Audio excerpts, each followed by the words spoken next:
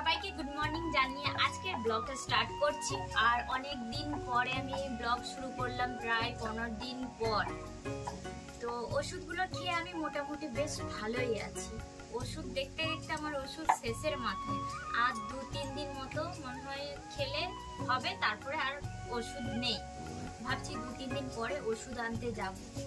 আর বাড়িতে কেউ ছিল না, তোমরা অনেকে মিনি ব্লগ দেখেছো, দেখে হয়তো ভাবছো কে কোথায় গেছে। ভাইরা গেছিল ভাইয়ের শ্বশুর বাড়ি, আর কিট্টু, তৃষার মা, বাবা, বোন আছে শ্যামচকে।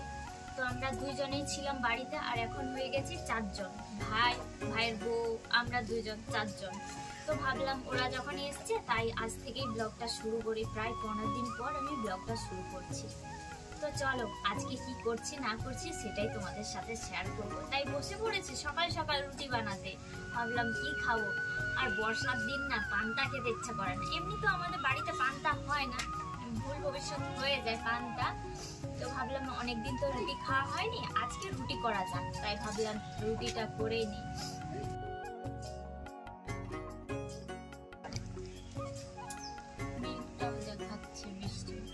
বৃষ্টি ভিজে ভিজে ভিডিও করার দম ইচ্ছা,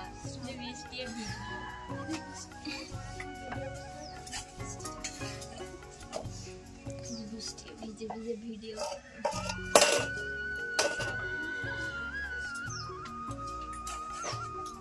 কাঁচের চুড়ি আনা করবো, তোমার দাদা ভাই যদি বাজার যায় না, কাঁচের চুড়ি শ্রাবণ মাস পড়ে গেছে।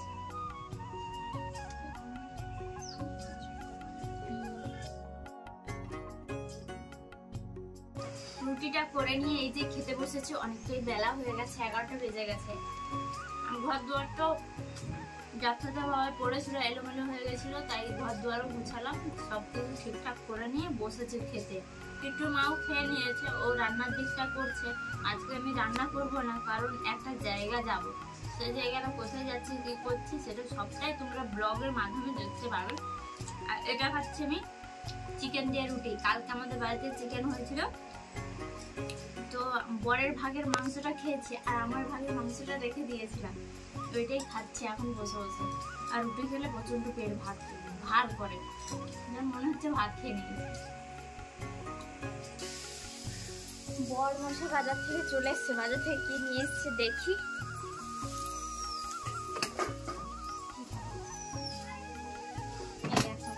মাছ নিয়ে এসছে, ও আবার মাছ খায় না, ওর জন্য আলাদা করে আমি ডিম সেদ্ধ করতে দিয়েছি।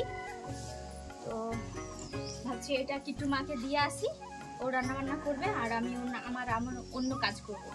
তো চলো মাছটা আমি ধুয়েই দিই, তারপর ওকে দিব।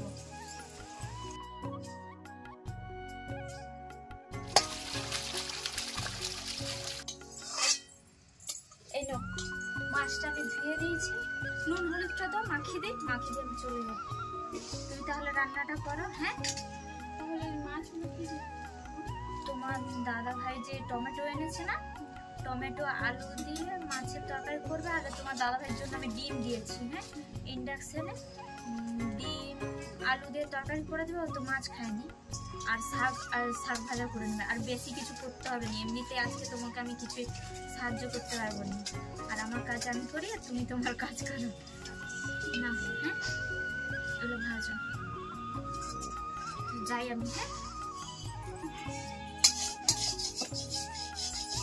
A few moments later. বন্ধুরা অনেকটা পরে আবার এলাম, আর আমরা এই যে দুইজন মিলে এখানে বসে বসে ফোন দেখছিলাম। ফোনে কি নেব না নেব পুজোর সামনে, তাই ও হচ্ছে মেশো দেখছিল। আর রান্না বান্না হয়ে গেছে। তো চলো খাবার দাবার খেয়ে নেই। সময় কটা বাজে বলো তো?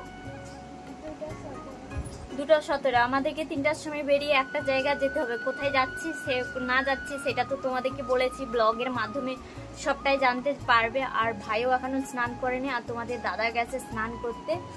আর ও এলেই তো জানো সঙ্গে সঙ্গে ওকে ভাত দিতে হবে, না যদি ভাত দিই তখন বলবে হ্যাঁ। আর এমন কি বলবো, সত্যি অনেকের আছে না, স্নান করলেই খিদে পেয়ে যায়, স্নান করলেই ভাত দিতে হবে। তো চলো আমি ভাতটা রেডি করি, আমিও খাই। আর তোমাদের কি পারবো না, দেরি করবে? আচ্ছা তাহলে ঠিক আছে, আমরা আমাদের বেড়ে খেয়ে নিচ্ছি। হ্যাঁ, তো আমাদের দুজনের ভাত বেড়ে নিয়েছি, আর বেড়ে নিয়ে যে বসে গেছি। আর ভাই আর কিট্টু মা খাবে, পরে খাবে বললো। কিট্টু মা তো বললো, তোমরা তো শুনলে, বলছে তোমার ভাই এখনো স্নান করেনি, তোমরা খেয়ে নাও আর আমরা পরে খাবো। রান্না হয়েছে সজনে শাকের ভাজা আর মাছ আলু টমেটো দিয়ে তরকারি হয়েছে, আর এটা হচ্ছে টমেটো সেদ্ধ হাতটা ছড়া, আর ওইটা হচ্ছে ডবল ডিমের তরকারি। আর ডবল কি 3টা ডিম আছে এখানে, একটা দুটো তিনটে। তুমি মাছ খাওনি বলে এই জন্য আমি সম্পাকে বলেছিলাম যে ডিমের তরকারি করে দিতে, এই জন্য ডিমের তরকারি করে দিয়েছে। তো চলো খাবারটা তাড়াতাড়ি করে খেয়ে নিই, না খেলে আর এনার্জিও পাবো না, আর খেতে তো হবে দুপুরে। তো চলো তাড়াতাড়ি করে খেয়ে নিই, আমি আবার তাড়াতাড়ি করে ভাত খেতে পারি না জানো তো। আর প্রচুর এক্ষুনি বৃষ্টি পড়ছিল, যদি মানে বৃষ্টি পড়ে তাহলে মানে আমাদের যাওয়া সব মাটি হয়েছে, সব প্লেন ভেস্তে যাবে। মাত্র আমি খাওয়া দাওয়া করে বাসন ধুয়ে সেই রেডি হতে গেছি, মুখে পেন্টিং করছিলাম, পেন্টিং মানে সাজুগুজু করতে বসছিলাম, আর দেখো এসে এই যে বৃষ্টি এসে সব শেষ করে দিল। ভাবছিলাম যাব, তাড়াহুড়ো করছিলাম যাব বলে, আর এত পরিমাণ বৃষ্টি হচ্ছে হয়তো আজকে যেতেই পারবো না, সময় হয়তো আজকের ডেটটা ক্যান্সেল করতে হবে। দেখো কত বৃষ্টি হচ্ছে,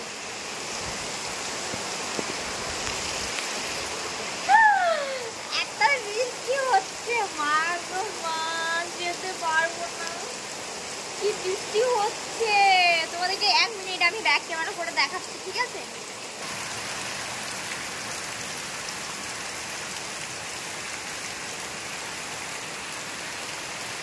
দেখো কত বৃষ্টি হচ্ছে, এরকম বৃষ্টি হয়ে কি যেতে পারবো? যেতে পারবো না, আর কি করা যাবে বলো। তো যাই হোক আমরা বেরিয়ে পড়েছি, আর এখন আমরা যাচ্ছি, রাস্তায় আছি। এই জঙ্গলটা তো জানো, এই রাস্তাটা খুব ফেমাস, গোলাপন্ডির জঙ্গল। তো আমরা যাচ্ছি একটা অ্যালবাম শুট করতে এই জন্য, আর ভাই চলে যাবে ডিউটিতে, আর ভাইয়ের বউ একা বাড়িতে থাকি, ও একা বাড়িতে থাকবে। আর আমরা তাদের ভিডিও দেখি কতটা শুট করতে পারি, শুট লাইট নেই। তো চলো ঝটপট করে যাই, আমরা এখন যাবো একটা পার্কে, আমাদের এখানে একটা পার্ক রয়েছে ব্রিজ গার্ডেন, ওখানেই যাবো। চলো।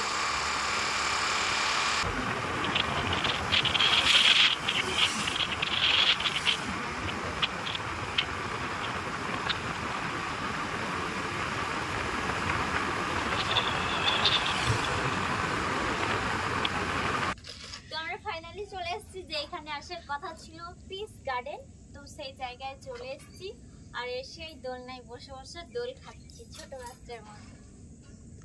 দোলনা খেতে কার না ভালো লাগে, আমার তো ভীষণ ভালো লাগে। আর এই জায়গায় আমি অনেকবার ভিডিও করে গেছি, কিন্তু আগে থেকে এখন অন্যরকম হয়ে গেছে পার্কটা। তো যদি পারি তোমাদেরকে একটু দেখাবো ভিডিওটা, মানে পার্কটা। ওই যে এসে গেছে ওই যে ফোন করছে। হ্যাঁ যাও যাও যাও, ওই যে ভাইটা দেখতে পাচ্ছ, ওর জন্যই অপেক্ষা করছিলাম, ও চলে এসছে। তো এবারে আমরা কিছুগুলো শ্যুট করব, তারপর বাড়ি যাবো। তাড়াতাড়ি শ্যুট করতে হবে, কারণ সূর্যের আলো চলে গেলে আর হবে না। ওইটাতে ঢুকো, দেখো গাছগুলোতে কত বাতাবি ধরেছে, ভিডিও করতে এসে আগে আছিস। উল্টো পাল্টা দিকে না চলো।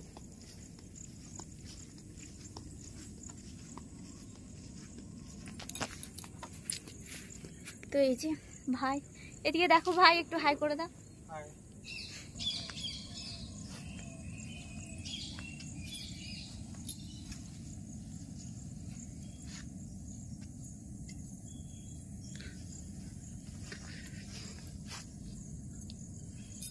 তুমি আবার শ্যুট করো, তারপরে আমি ভিডিও করব।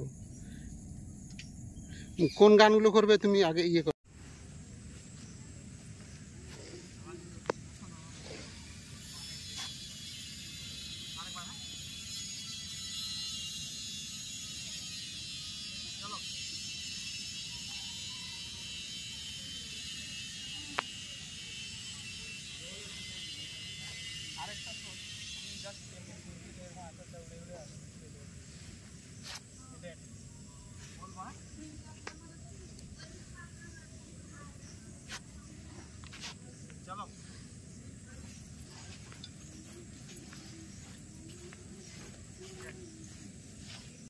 কিছুগুলো শ্যুট করেছি, এখনো বাকি আছে। যাই হোক, এই আশা করি ভিডিওগুলো তোমরা পেয়ে যাবো খুব শিগগিরই।